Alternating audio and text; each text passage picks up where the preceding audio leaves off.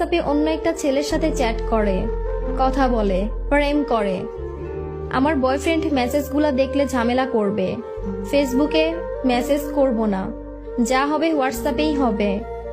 যেই দিন বয়ফ্রেন্ডের সাথে মিট করতে যায় সেই দিন হোয়াটসঅ্যাপটা ডিলিট দিয়ে দেয়।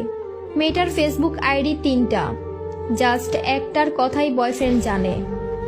সে আইডির পাসওয়ার্ড আবার তার কাছেই আছে।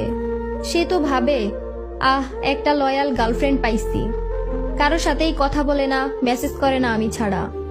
মেয়েটার অন্য 2 আইডিতে উথাল পাতাল প্রেম চলে, কিন্তু ছেলেটা জানে না। ছেলেদের সাথে কত প্রেম করে মেয়েটা, কিন্তু ছেলেটা জানে আমি একটা মনের মতো মানুষ পাইছি, যে মানুষটা অন্য কারোর সাথে কথা বলে না।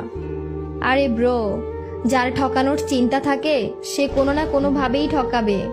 তাকে আটকাতে পারবা না তুমি কখনোই, কোনোভাবেই না।